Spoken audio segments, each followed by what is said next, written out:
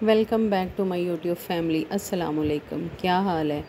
उम्मीद करती हूँ आप सब ठीक ठाक होंगे। अल्हम्दुलिल्लाह मैं भी बिल्कुल ठीक ठाक और खैर खैरियत से हूँ। तो सबसे पहले मेरे चैनल को सब्सक्राइब कर दें और वीडियो को लाइक कर दें, और वीडियो को फुल वॉच किए बगैर आप इसको छोड़ के मत जाइएगा। अच्छा जी, तो आज मैंने सोचा कि कोई छोटा मोटा टॉपिक जो है ना उस पर बात करते हैं, बजाय इसके कि इधर उधर की बातें करने की, क्योंकि आप देखते तो जा ही रहे हो कि क्या क्या मैं घर के काम कर रही हूँ। दाल मैंने बनाई थी रात में माश की, तो सुबह उसके मैं पराठे बना रही थी। अच्छा, मैं सोच रही थी कि औरतों के कितने मसाइल हैं साथ इसके के, और बाज़ औरतें जो मेरी तरह की हैं ना, मैं किसी और की तो बात नहीं करूँगी, और ये बात मैं बिल्कुल औरतों के लिए कर रही हूँ, जेंट्स के लिए नहीं, क्योंकि उनकी तो अपनी एक जगह है माशरे में, अपना एक मकाम है। मुश्किलात होती हैं हम औरतों को, और ये मुश्किलात तब शुरू होती हैं, पहले नहीं होती, तब शुरू होती हैं जब हमारी शादियां हो जाती हैं, कि हम सोचते रहते हैं कि इतना काम करेंगे, ये उसको ये करके देंगे, उसको ये करके देंगे। अपनी ज़िंदगी को वक्फ़ करने का हम सोचती हैं कि सारा टाइम बस हम ये कर दें वो कर दें, इस तरह हमारी जो है ना दूसरे बंदे के दिल में जगह बन जाएगी, सास के, नंदों के, ससुर के, देवर जेठ सब के। तो ऐसा हो नहीं पाता। तो मेरे ख़्याल में ना इससे बेहतर है कि हम कुछ बातें जो है ना अपनी ज़िंदगी में उनको अपनाएं, ताकि आसानी के साथ हम अपनी इज़्ज़त दूसरों से करवा भी सकें। क्योंकि ये तो हमारे ऊपर फ़र्ज़ हो जाता है ना, उस दिन से, जिस दिन हम ब्याह के किसी भी घर चले जाते हैं ना, उस दिन से हमारे ऊपर फ़र्ज़ हो जाता है कि हमने सबकी इज़्ज़त करनी है। लेकिन इस चीज़ की कोई गारंटी नहीं, और ये बहुत ही कड़वी हकीकत है और बहुत बड़ी सच्चाई है। और जो मैं बात कर रही हूँ ना, ये मैं बिला झिझक कर रही हूँ कि ये बहुत बड़ी सच्चाई है कि आप अगले बंदे की तो इज़्ज़त कर रहे होते हैं, लेकिन आपको इज़्ज़त जो है ना वो मुश्किल से ही मिल पाती है। तो उसके लिए सबसे पहला जो मेरा पॉइंट है ना वो ये है कि जब भी दूसरे से बंदे से बात करें ना, तो अपनी बात को पहले अपने आप में ना उस अपनी बात को अहम समझें, ख़ुद को इस काबिल समझें कि आप ये फ़ैसला कर सकती हैं। आप अगले बंदे को इस बात पे, मैं ये नहीं कह रही कि उठते साथ ही आप बदतमीज़ी शुरू कर दें, ये वो नहीं, बिल्कुल नहीं। लेकिन ये है कि आप अगले बंदे को समझाएं। आपकी आवाज़ में, आपकी बात में इतना वज़न होना चाहिए कि अब अगला बंदा जब आपकी बात सुने तो उसको इतना जो है ना वो एक्टिव हो जाए दिमाग उसका, तो वो ये सोच ले कि मैं इसको सिर्फ़ अपने एक हद तक अपना पॉइंट ऑफ व्यू इसके ऊपर लागू कर सकता हूँ या इसको समझा सकता हूँ, उससे ज़्यादा नहीं।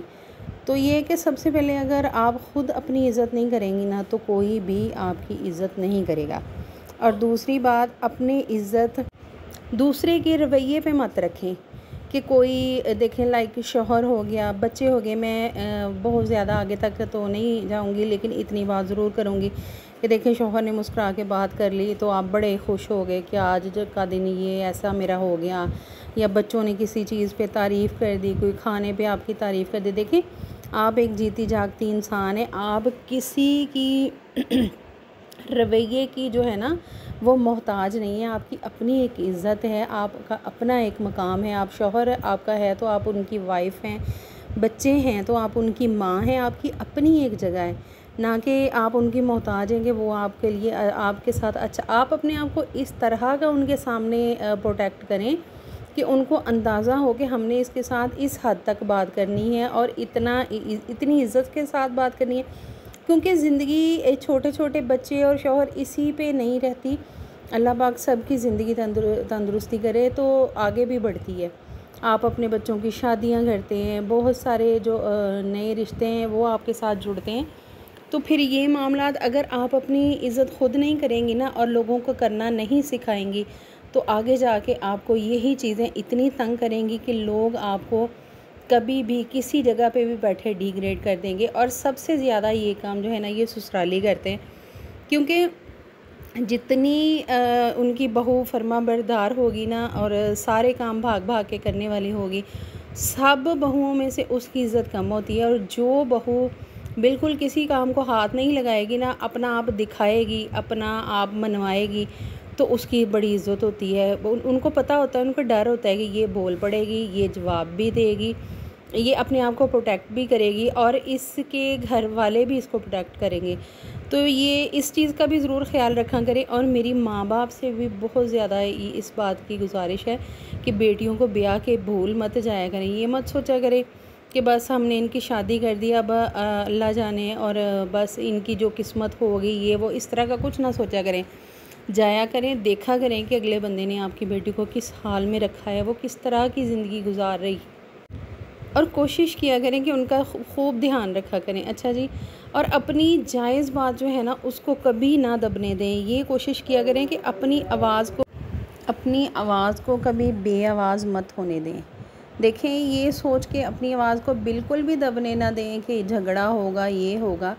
जायज़ तरीके से, आसान तरीके से कोशिश करें कि अपनी बात करें। आसान तरीके का मतलब ये नहीं है कि आप बिल्कुल अगले बंदे के सामने बिछ जाएं। नहीं, अगले बंदे को बताएं कि हम भी अकल शऊर रखते हैं, इतनी बात हम भी कर सकते हैं। अगर हमने आपकी सुनी है तो आप भी हमारी बात सुने।